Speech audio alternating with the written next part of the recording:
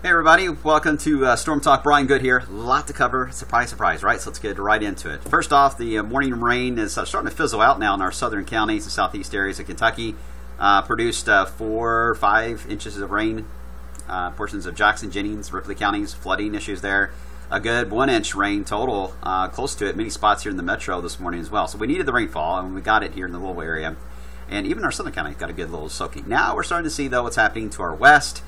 A next little wave of showers and thunderstorms rolling through. And yeah, the sun's out. It's hazy now along I-65 here in Louisville, but we get more into a mostly sunny, hazy sky combination just west of us, trying to heat things up. But this next wave coming in is reacting to that and developing. But when you look at it, and the animation of it, look at this dive. I mean, this is what we call the cold pooling when we were talking about yesterday, but this is a much larger scale. I mean, this thing's diving to the south. It loves those higher dew points. It's aiming right at like an arrow, but it is so far behind. This is where the actual energy is right here that supported the line to begin with. It got so far ahead of it that it's going to fade out. But it creates a ripple, just like you would if you were to take your hand to the swimming pool and you move your hand, create a wave with it in the pool. It creates a wave in the pool. Well, the same thing's happening in the atmosphere. You got this wave, and here's the ripple right here, the northern side of that little wave being thrown at us. So it'll kind of wave past Kentucky as we head through the morning and midday period. This means that mainly, based on the size of the wave here, it's mainly going to be something like this that will get slapped, if you will, with these midday thunderstorms. And then the more north you are, the lesser the chance you'll be dealing with that, which is good. But then we got to figure out how much clearing is going to take place here on the back side of this, because that will determine how things are going to play out for the afternoon chance that is still on the table, because we still have a lot of debris clouds behind all this. Now it is fading and drying up because of the cold pooling, with this getting so far out, it just really weakens the back end of this rapidly. But the cloud cover in these scenarios, these debris clouds we call them, are usually the hardest to thin out and are almost always a deciding factor on how unstable you become after that kind of an event. So still some questions here, guys. So let's look at the Storm Prediction Center outlooks. First off, they just updated. Not much has really changed. Marginal risk, mainly for this afternoon, and that's when we will, likely have any type of destabilization to take place. The thinning of the clouds happens at the max heating of the day would likely be in this area, and that's why it's not so much listed up here to the northwest into the Wabash area. And zooming in, again, it's a low wind scale here, 1 out of the 5, not a big deal. And I really don't know if a lot of you will even pick up much this afternoon, and let me explain why. And this is always the challenge we have for these higher res models. First off, here is the RPM model. This is a current look to the radar. You see where it's got the rain to the east, showers and thunderstorms here in western Kentucky, as I was just showing you. Now let me show you where the RPM says the rain should be right now. And you can tell that it's got the idea of 2 separate waves. I'll give it that. Way too far north with this wave, which ended up being more over central Kentucky. And this blob here, these little thunderstorms, are actually here. So it looks like it's displaced a good 70, 80 miles too far to the north of where the reality is so far on what we're seeing on the RPM anyway. Now, it may correct itself in its next update, but that's the way the current update is. And it's important because as we head toward this afternoon, as it rotates on by both these waves and the sun comes back out, it's hinting that we'll get new development here across the Louisville area, these spotty, strong thunderstorms, 3, 4, 5 o'clock, before it's all said and done and fades out. So that's what we need to figure out, which model has a better handle on this. There may not be any model. We just have to take this hour by hour. Now let me show you the HRRR model. Again, here's where the current setup is. Thunderstorms to our west, southeast Kentucky. HRRR model. Well, the HRRR model is it's somewhat better, especially on this part, better placed. It was too aggressive with the eastern wave here, because this is all that's actually left of it is right here in southeast Kentucky. If my pen will draw, this is all that's left of it. But it says it should still be going up here in East Kentucky and Ohio, but that's not the case. So it's better than the RPM, especially on this wave, which is the more significant part to the piece that we need to figure out for the afternoon. So let's look at it. It rotates, staying through some scattered thunderstorms through the midday period as it wipes by. Looks to be on track. And then as we do the afternoon, more development. But notice the development for the thunderstorms is more over southern areas.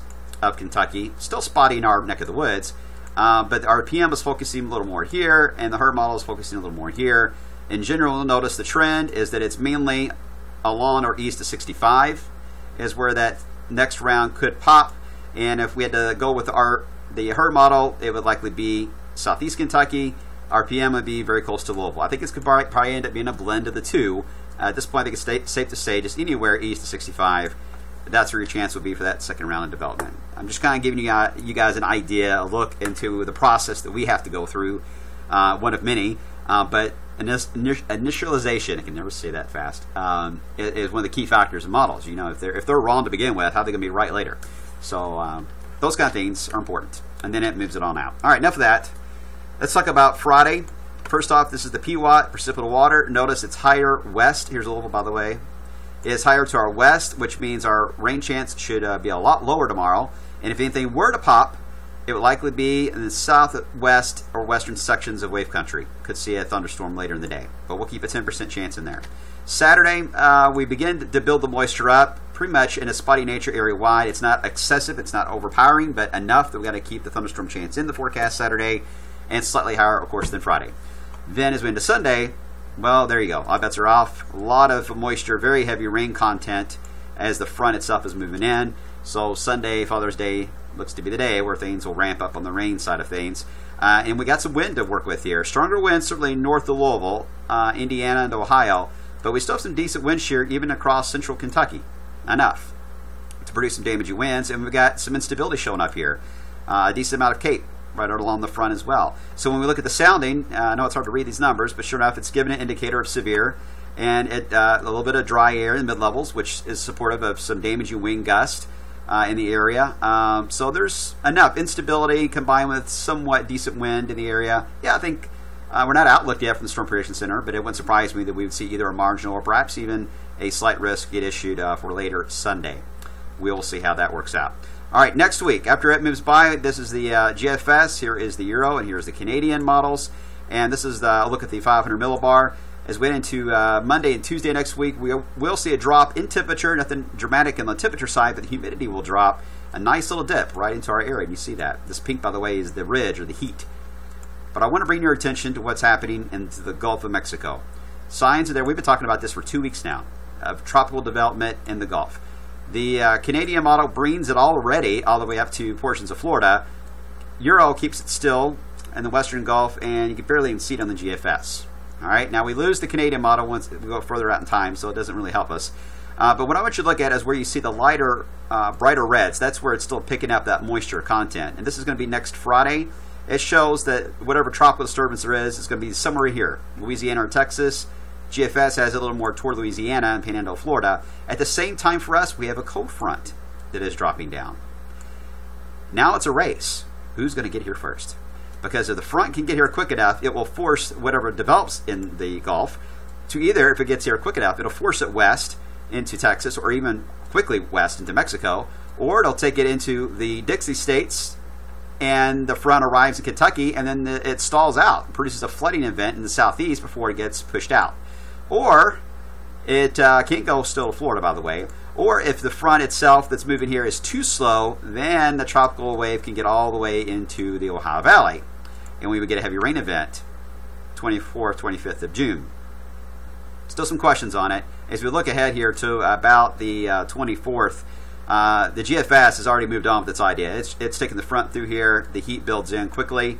The Euro it's got a merging going on, but it's trying to aim that the merging is going to be the south, our southern states, the Dixie states that will likely take the brunt of that. We will see if that indeed happens. Stay tuned. A lot to monitor, guys, over the next several days.